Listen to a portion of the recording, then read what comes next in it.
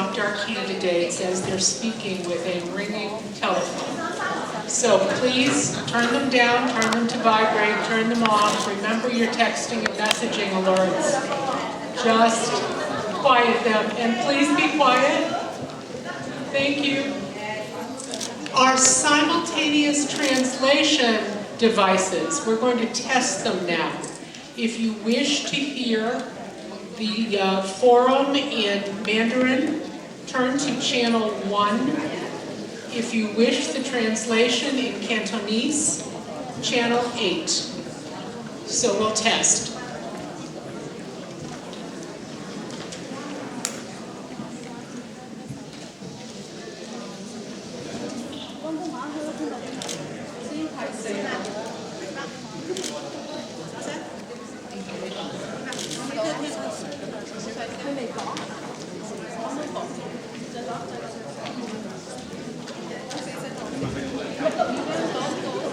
Would you like to try another test? Yes.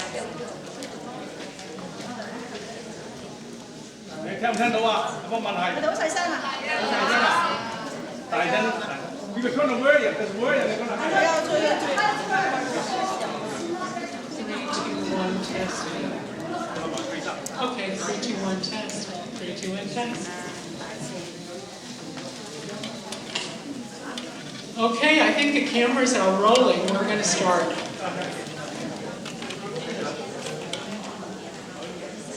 Good evening and welcome to North Quincy High School for a forum among the candidates for Councillor at Large in Quincy. This evening's forum is sponsored by Quincy Asian Resources, South Cove Community Health Center, Boston Chinatown Neighborhood Center, the Chinese Progressive Association, the Asian Community Development Corporation, and the Patriot Ledger. I'm Shazi Duwalaby, editor of the Patriot Ledger, and I will be moderating the forum and asking candidate questions, which have been solicited from residents by the event sponsors. Before we get to those questions, the candidates will have 60 seconds each to present their backgrounds and tell you why they are running for office. And there is a timekeeper sitting right in front of you folks, if you haven't noticed. I don't want to be rude, but I will cut you off if you go past your time. We've seated you in alphabetical order, and Mr. Dibona, you may go first. Any mic, you've got to share the mics, unfortunately.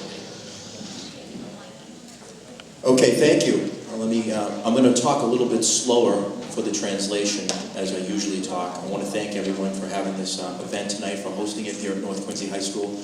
My name is Noel Dibona. I'm running for Councillor at Large. I'm asking for one of your 3 votes. This is my hometown of Quincy, Massachusetts. I grew up here and I'm raising a family. I have 2 young boys, Tyler and Aiden, and my wife Neve, and we live in the Marymount section of Quincy. I grew up in the Quincy Point section and educated through the Quincy Public Schools, and Quincy High School graduate of 1993. I furthered my education at the University of Massachusetts at Boston.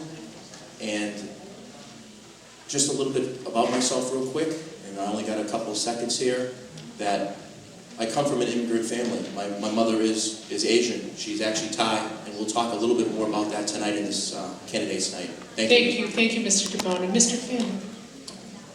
Good evening. You know, if we're honest, we have to admit there's probably things that separate us culturally, ethnically, but we gather here this evening not for what separates us, but what brings us together.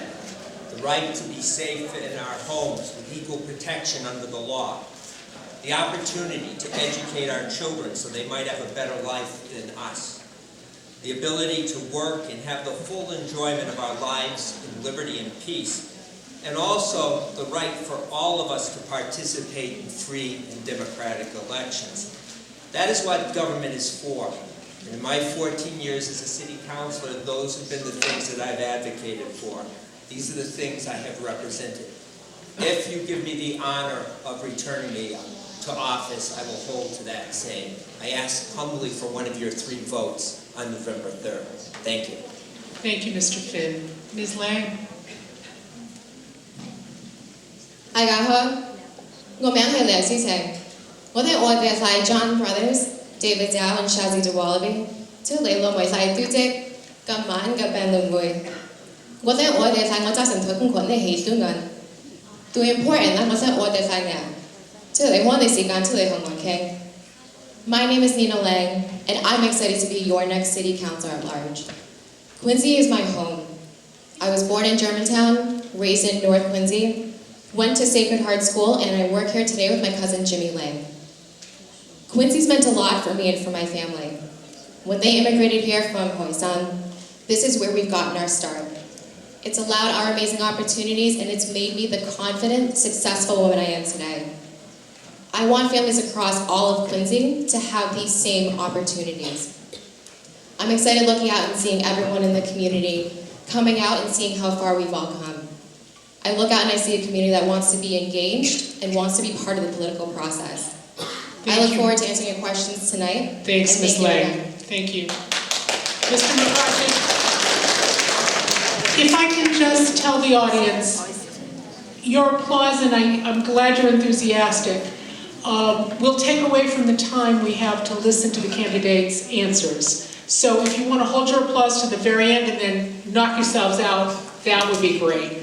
Mr. McCarthy. Thank you, Chazzy. And first of all, I'd like to thank the organizations for putting this together tonight. Candidate nights are always beneficial to the community. My name is Dave McCarthy, and I've currently been on the school committee for the last 12 years, which is 3 terms.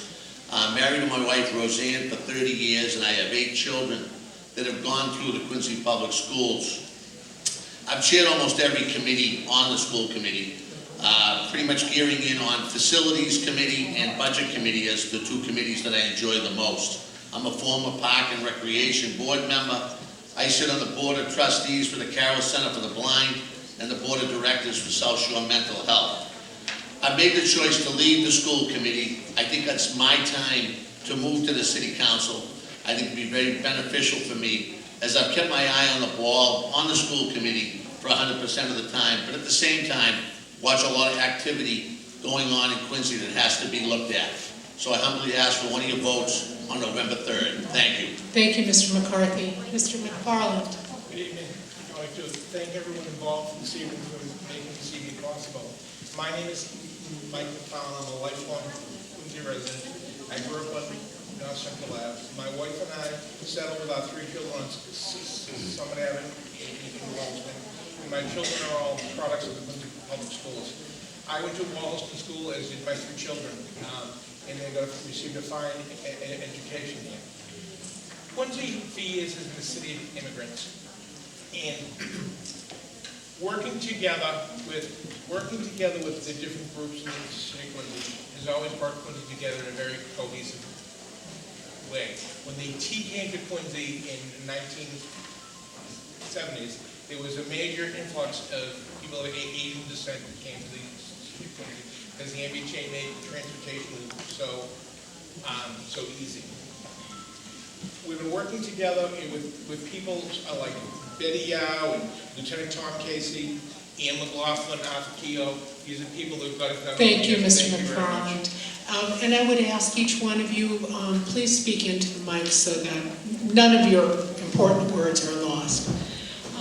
Now I'll pose a question to each candidate, and each one will have the opportunity to answer the same question so you can compare them. Each one may answer the question in 90 seconds or less, and that's my challenge to you, the or less part of it. Mr. Dibona, I will pose the first round start to you. Development of hundreds of apartments and condominiums are planned for Quincy, but very few of them include affordable housing. The Metropolitan Area Planning Commission has reported that nearly 43% of city households are cost burdened, which means they are paying more than they can afford toward housing. What would you do to increase affordable housing options in the city? That's a great question. You know, I've been attending all these housing forums that Sean Glenning has been doing, and we're under that threshold of 10% right now. We're at about 9.6. We're about 140 units below that mark right now. So with the downtown development happening, the apartments and the condominiums being built in this city, the overabundance of basically of apartments and dwellings, we have to keep that threshold at that 10% mark. So for every 10 that we build, one of them has to go to affordable housing. That doesn't necessarily mean Section 8. That necessarily means people that are graduating college, like many of you people, many of you in this audience tonight, that are getting out of the college experience and getting into the real world. That's also an alternative affordable housing. What am I going to do about this? Be a liaison, be involved, and I have been involved, going to these different discussions, going to these different meetings, talking with Sean Glennon on a monthly basis and finding out where our threshold is and where we're at. Being that voice for you, even though I'm on the school committee, I'm still out there in the city helping to better it, because I care about this city. That's why I'm running here. That's why I'm running for this councillor at large seat. There is so much going on in the city today, and it's so vital that I participate and help this city now. Thank you. Thank you. Mr. Finn.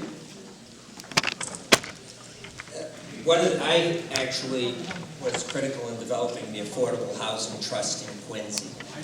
And I think one of the things that we have to do practically, that we are doing, in fact, there's an order before the council now, is to go back and amend for the downtown development zone to require that they comply with the inclusionary zoning ordinance. Councillor Palmucci has filed that, and I strongly encourage you to call your councillors and encourage them to support that as well. I think with the Affordable Housing Trust, with that development, we have the opportunity to create additional units. And I think we've had in the past in lieu of fund that helps us develop additional housing. In fact, 30 units of affordable housing were built in the Ford Street project, which I believe was the Chinatown Development Corporation had actually done that. I think, though, for the time being, one of the things that we really need to focus on is the development of on-site units with some of these projects, because they will come more immediately online and be more available for people who can then finally afford to live and stay in the city of Quincy. Thank you. Ms. Liang. Thank you for that question. So, as we all know, the development is happening in our city with or without us. As a councillor at large, I appreciate that with the new developments coming in, that we are keeping in mind affordable housing. But going door to door and speaking to residents in our city, whether you're a new couple moving in or you've been here 30 to 50 years, the biggest problem isn't affordable housing for people coming into our city. The biggest problem is for residents that have been here a long time to be able to afford to stay in the city. That's the issue that I'd like to address as an at-large councillor. I want to work with the state and federal delegations to see what we can do to bring in other funding to our city so that it doesn't keep coming out of our pockets. Thank you. Thank you. Mr. McCarthy. Yes, please. As Councillor Finn talked a little bit about the Affordable Housing Trust that was set up, it's one of the items that has come up in conversation at various senior visits that have been out to at some of our locations in regards to housing, along with some of our private housing locations. And it's a concern not only to those folks to look for a better place, possibly to live, to possibly move downtown. As Councillor Finn also said, it should become part of that downtown redevelopment chemistry that gets put in place here as we go for our second round on the downtown. But also residents out that I've been talking to, knocking doors, are also concerned when they leave their homes, what are their options? Where do they go? 1000 Southern Artery? Do they go to Clay Street? Do they go Pagnano Towers? Where can they go? And it's a big question. And it's got to be put into the mix so that these folks have a nice place to go. There's some housing here in Quincy that really needs to get a good look at and a refurbish. I hate to say, when I go out and visit, it concerns me a little, some of the housing authority locations that we have. So I'd be a big proponent of putting something that's affordable, downtown, and in good shape for people to live in. Thank you, Mr. McCarthy. Mr. McFarland.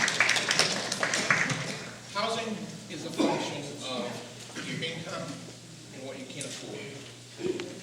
It also is a function of people who want to own their own home, interest rates and their wages. In Quincy, we have no shortage of people trying to get in here, to live in the city of Quincy. Through the Affordable Housing Trust, we have put on new units in the last number of years, and we had continued to put on new units or take money in lieu of units. And if we did not take the money in lieu of units in some of these developments, we would not have been able to produce the veterans housing for returning low-income veterans who fought for us so well in the war.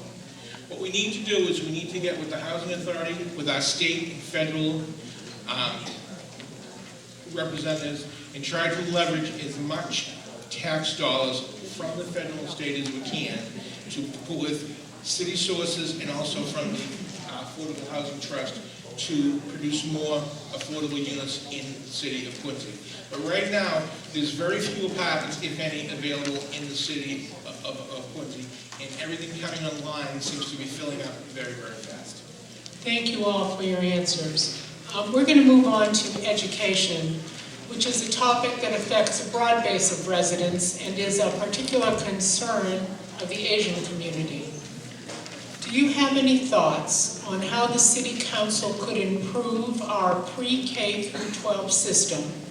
And in particular, what will you do to increase the availability of low-cost, high-quality preschool programs and after-school programs?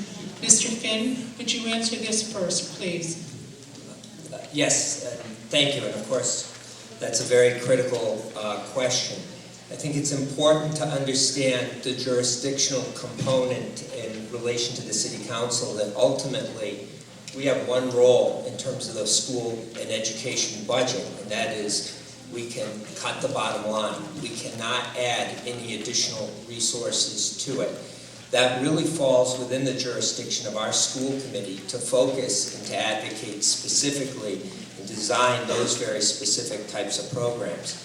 Obviously, as a city councilor, as it comes before us on the budget, the key thing that we can do from our bully pulpit or from our ability to advocate for things is to support those particular efforts that they would want to go forward.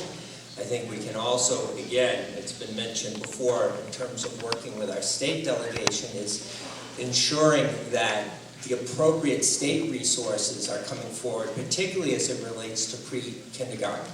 That's another important function that we can play from our advocacy side and in terms of supporting resolutions. I just really want to be clear that there's a difference between what falls within our jurisdiction in terms of the practical things that we can do and the other things that we can actually advocate for. Thank you. Thank you very much. Ms. Liang, please.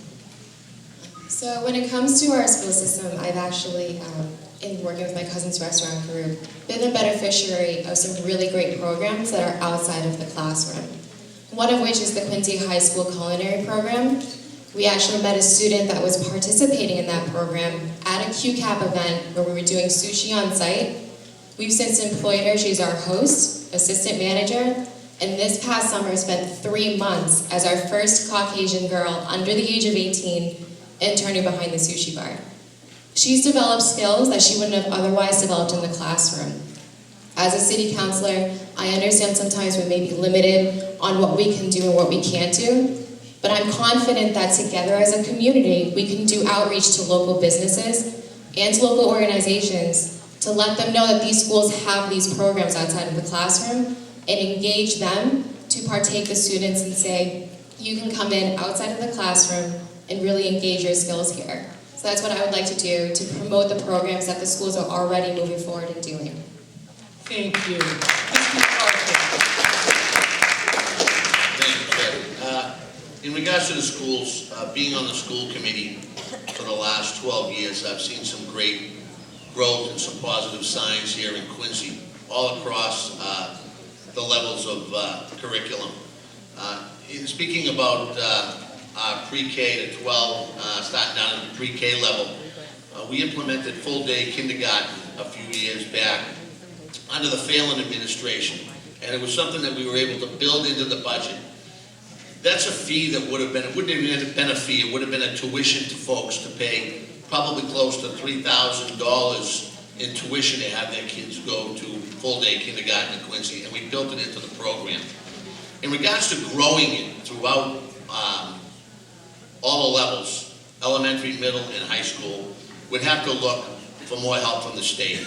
State grants would also look, as Nina mentioned, her restaurant connection, look at partners that we have out there.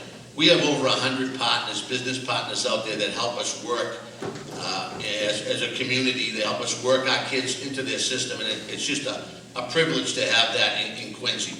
Also, as Councillor Finn stated, there's reality also. There's a bottom line budget that you have, and you have to make sure you cover everything. So we keep working at that pre-K level because it's very important. We've seen the results with full-day kindergarten as we moved it from half-day to full-day, and what the children can do now when they get to second or third grade. Thank you. Thank you, Mr. McCarthy. Mr. McFarland, please. Thank you. As far as the budget dollars go for the Quincy Public Schools, we received a certain amount of money from state aid, and all the rest comes from the local taxpayers in Quincy. With the addition of full-day kindergarten in the last several years, that gave tremendous opportunities to the young people of the city of Quincy and for parents, working parents, to be able to have their child in school all day. The pre-K programs, all they have done the last few years is cut back on federal dollars. The federal government used to send us a lot of money for education. We're not getting that anymore. The federal amount for education is cut way back.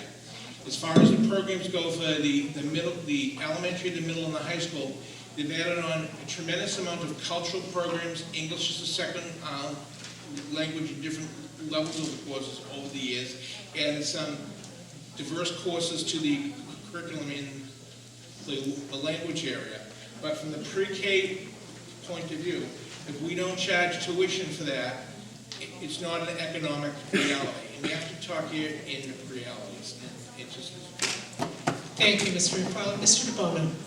Thank you. Being a part of the school committee for the last 2 years, I've witnessed the work that we do in these schools, especially North Quincy High School right here. The Junior Air Force ROTC program has 170 kids involved in it. About 90% of those kids are Asian. They're very involved. That's a good 7% of the school is involved in this program. It's very vital. It's important. Also, the ELL, English Language Learners, getting the Asian kids the amount of English to excel in these classrooms. 2014, North Quincy was number 10 in the state. Why? Because all the Asian kids in this school. We brought the test scores up. All they need to do is make sure they get English as their second language, and getting that down pat, and the Asian students just excel. Also, it's all about state funding. They're always cutting back on state funding all the time. I'm a fiscal conservative. What I'm going to do on the council is I'm going to make sure that we have enough surplus of funding that we can keep in these schools. Over the last 2 years, we've had $3.6 million in the schools, $3 million in the school, and this last year it's been $1.5 million. Every year we should probably have around $3 million to be in these schools every year. And that's how we're going to do it at the council level. And that's where I think I'm going to be a nice transition into it from the school committee, having that experience. Thank you. Thank you very much. I think these are really thoughtful answers, and on behalf of the audience, I just want to tell you we do appreciate your input. We're going to move to a different topic. Asian entrepreneurs, among others, are investing in Quincy and opening a wide range of businesses. What plans or ideas do you have to strengthen the investments being made to revitalize the city as a shopping, recreation, and entertainment destination? I'm going to start with Ms. Liang. Shazi, thank you for asking that question. I feel very strongly about the development that's happening in our city right now. I go back to what I said earlier, and that the start that we've gotten here really has allowed our amazing opportunities, and it's because we've been very careful to make sure that anything that we do and build up in our restaurant group is amenable to the people in the city. Very recently, we opened up a restaurant out in Somerville that opened in November. We started going out to the community and talking to them in January of that year. As an at-large councillor, I want to make sure that any development that comes into our city follows those same guidelines. People that want to open up restaurants, retail, whatever it may be, they need to start very early on, come and be a part of the community, engage the people that live in the area, and make sure it's a good fit for both the business owners and the residents of the city. Thank you. Thank you. Mr. McCarthy. Thank you. First of all, I think we get caught up a lot talking about the downtown. And if you work your way back towards Wollaston and North Quincy, the Asian community, especially at North Quincy at the corner of Hancock and Billings, has done a tremendous job. It's vibrant, it's alive, it's everything we want in the downtown. It's in North Quincy and it's Wollaston now. The development doesn't have to stop there. I mean, West Quincy, Squanah, Marina Bay, we have so much potential in the city of Quincy. And you take what is happening right here in Wollaston and North Quincy, and you see the vibrancy that's been going on and the success of not just restaurants, stores, and other venues that are out there. And it's something I think we can work with in large capacity across the city. All the developers would have to follow those guidelines that Nina spoke about.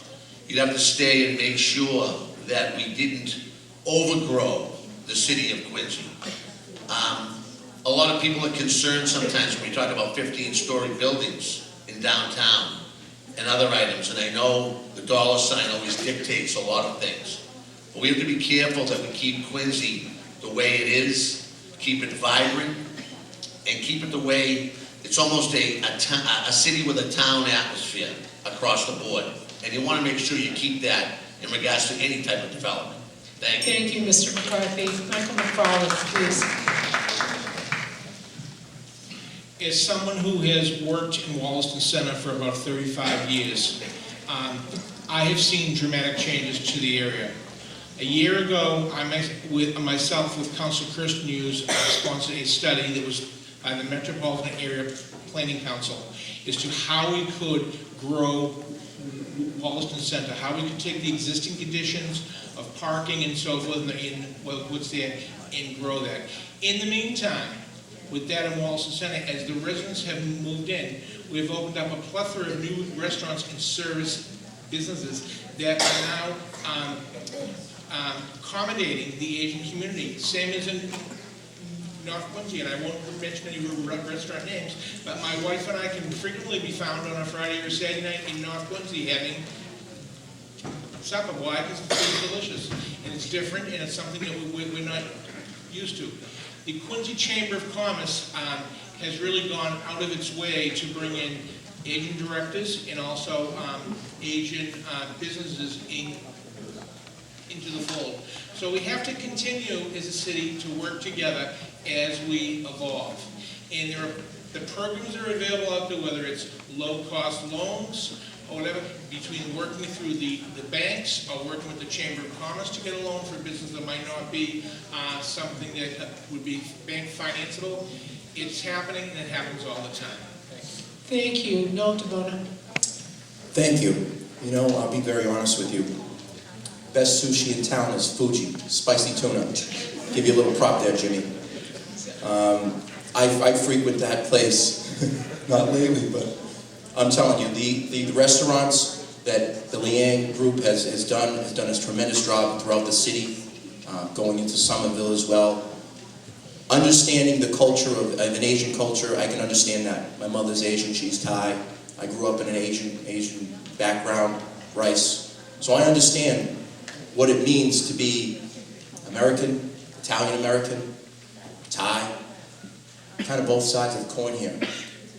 So I understand what's important to also balance out the city and making sure that in traffic concerns that it's in the right areas. Our businesses need to strive as we move forward into the city. Walking and knocking on doors throughout the city, being involved in the school committee, I've seen a tremendous influx of Asians. And I look at, and I can relate to that. It's important that we move forward and make this opportunity for everyone. And not only is it downtown development, we're also looking into the Wallaston Center that is just brand new. We have to revitalize all sections of the city. It's going to complement the downtown. Me being a councillor at large from the school committee, being an Italian, Asian American as well, I think it's a great transition. I ask for your vote on November 3rd. Thank you. Thank you. Joe Finn. And the question, just to remind everybody, is what are we going to do to maintain and grow on the city as a destination? Again, I don't believe in random development. The city of Quincy, for the past 40 years or so, have had plans that have sat and collected dust. No one has tried to implement them.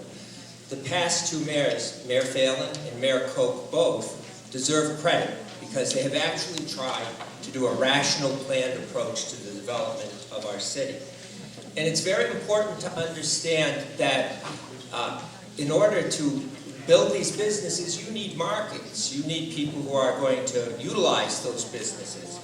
And so the whole concept of mixed-use development that we forwarded in Quincy after countless charrettes and community meetings, gathering, is very important. And it's also built around the concept of smart growth. Quincy is well located because of public transportation to not only grow, but to thrive. And again, a lot of this is going to be based on the ability to draw people in, both on a residential side, as well as then offering them the types of services and retail they desire. Thank you.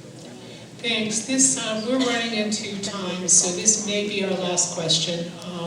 And it does follow, Mr. Finn, a point you raised in terms of development, and that is transportation. Do you have any ideas on how the city could enhance public transportation, traffic flows, to support both residential and economic and job growth and business development? Mr. McCarthy, you're up first. Thank you. Quincy is a busy place, and transportation is right at the forefront. With our connection to the MBTA, and Quincy as a primary cut-through for a lot of folks, it makes it very busy out there. I think what's going on in the city now in regards to infrastructure, and an example as the North Quincy High intersection out here, is vastly improved. I think we have to look at parts of the city, roadways, things have changed over the course of the next several years, and enhance as much as possible in regards to transportation by car or by bike or by motorcycle. The MBTA, we know it's had its problems.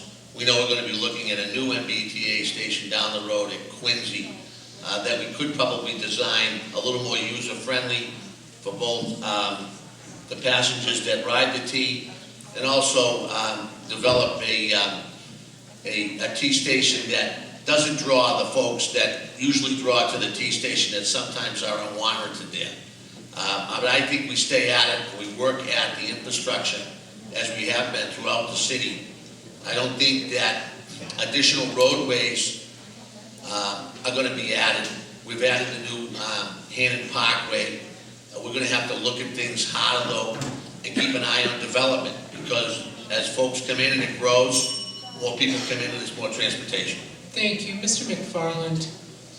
Thank you. If we don't continue to grow businesses and grow commercial areas in the city, the residential taxpayer will suffer. We won't have the programs in schools, we won't have the police and fire that we need. We've been working with the MBTA, we have 4 stations, and when it runs good, it runs great. When it runs terrible, it runs terrible. And that was a point that was proven last year during the snowstorm. And I have to really applaud the city administration at that point in time in getting the streets clean, because Quincy is not only, you know, a place where the 95,000 people around here get around, but it's also people from the lower South Shore come through here because the T wasn't working for them either. So what do they have to do? They have to drive through Quincy to get to Boston. We had spent numerous dollars opening up the areas of Crown Colony with the flyover up there to help traffic in and out of the Crown Colony Park. Bergen Parkway now produces to get the traffic from the Expressway 93 all the way down to the State Street South area. The Hannon Parkway connects Bergen Parkway with Southern Artery, which brings us down into the lower South Shore and also to the beaches of Boston. So we need to continue to improve upon those things. And we have to ask people, tell people, you know, that we have to find an incentive for them not to drive. And the way we can do that is by better bus transportation and take them to their connecting routes. Thank you. Mr. Dibona. Thank you. You know, the MBTA, we have 4 train stations here in the city of Quincy. Quincy Adams, Quincy Center, Wallaston, and North Quincy. We have 4 major on the Red Line. You know, in an Asian culture, my uncle lives in Japan. For the last 20 years, he teaches English to Japanese people, and he doesn't have a vehicle. He doesn't have a car. The train station is where he gets his transportation. Here in the city of Quincy, a lot of Asians don't have a vehicle. They rely basically on the MBTA, the bus routes, the trains to get around into the city. Another vital part is going to be our bicycling, getting the correct bike routes into the city before we start infrastructuring our roadways, because we can't kind of go backwards sometimes. We kind of have to foresee that. Also, we have to consider the fact of a ferry system, which we don't have right now. I've talked to many people in the Swanham area. They're looking for a ferry to go into Longhorse, Roseworth, and that will give a nice transit into the Boston area, very, very vital. We don't have one for the Logan Express ferry system that's out by the Fort River Bridge. That's non-existing as well. So we're looking at other avenues besides driving a vehicle. Bikes, ferries, buses, trains, and we don't have a lot here, but even little scooters and motorbikes as well. Thank you. Thank you. Mr. Finn. I think that Mr. Dibona actually makes an excellent point when he focuses on talking about alternative forms of transportation that are important and are also more environmentally sound. The Planning and Community Development Department has already started to try to integrate that within the planning of city areas and traffic areas within the city of Quincy. But the truth is, from my perspective as well, is that we have 200 miles of pavement in the city of Quincy, and our infrastructure, quite honestly, is tired and it's worn. And along with that is the signaling, the traffic signaling, that in my mind creates significant issues. I think we need to audit that citywide and try to create better patterns and flow of traffic throughout the city. It's one of the reasons there's some concern with the development recently with the traffic flow that it creates specifically related to that area. I also think that it's again, going to be critical as we move forward to see it in a holistic way and try to, again, figure out how we can best invest in that infrastructure moving forward. Thank you. Ms. Liang. So in going door to door, speaking with neighbors across our entire city, I'm finding that when someone talks about traffic, it encompasses 3 things. One is the parking, one is the congestion, and one is the speeding. Right now, what I'd like to do is commend the city of Quincy for taking traffic surveys and implementing some changes that can alleviate the traffic along the way. They've also implemented some parking restrictions on residential streets to make sure that parking isn't an issue for residents day in and day out. The really important thing I want to get across here is that the residents that deal with this 24/7 on a daily basis have some really good ideas on how we can fix the problem. Putting up some more speed traps, making sure to put up some signs, enforcement of those signs. As a councillor at large, I want to speak to the residents in these neighborhoods that are being affected by these problems on a daily basis.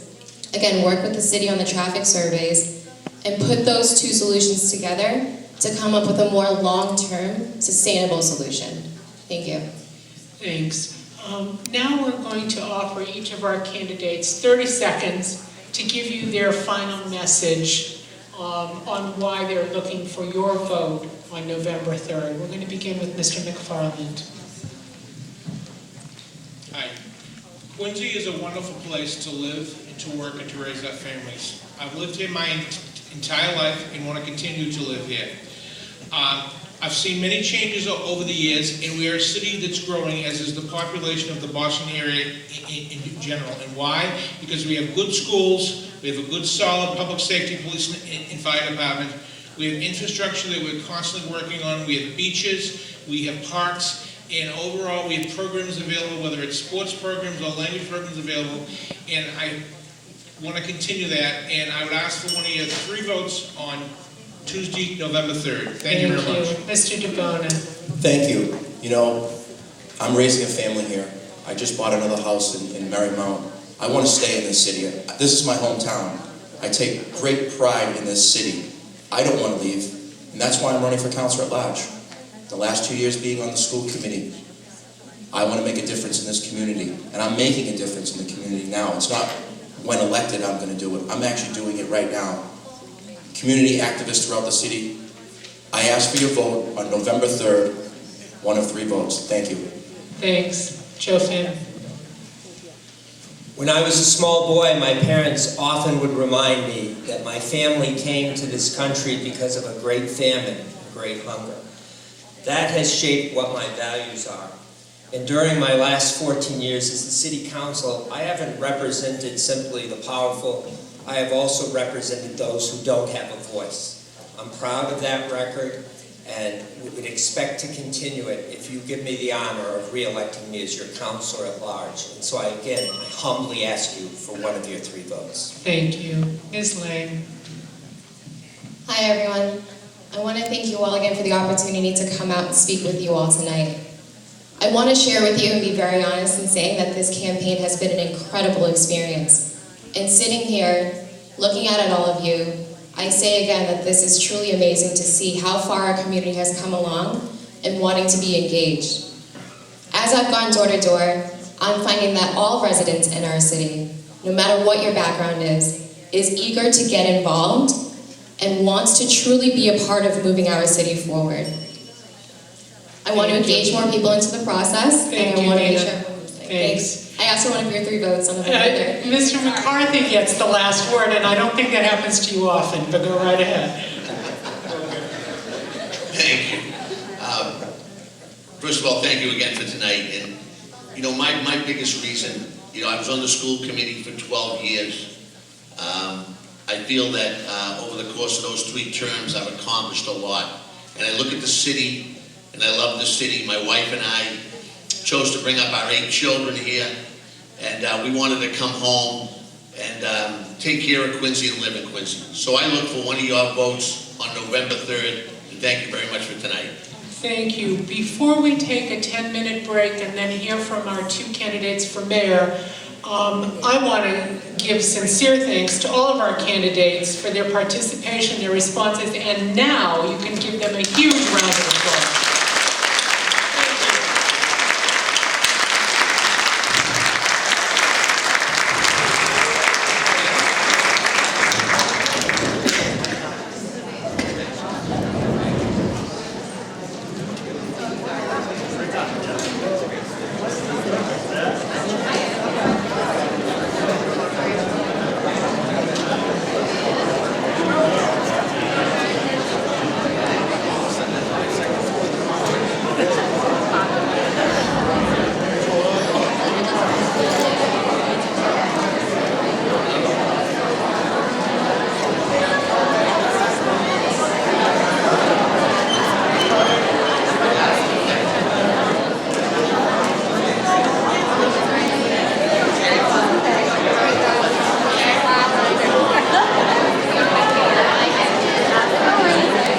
What's up? What's going on? What's up, champ?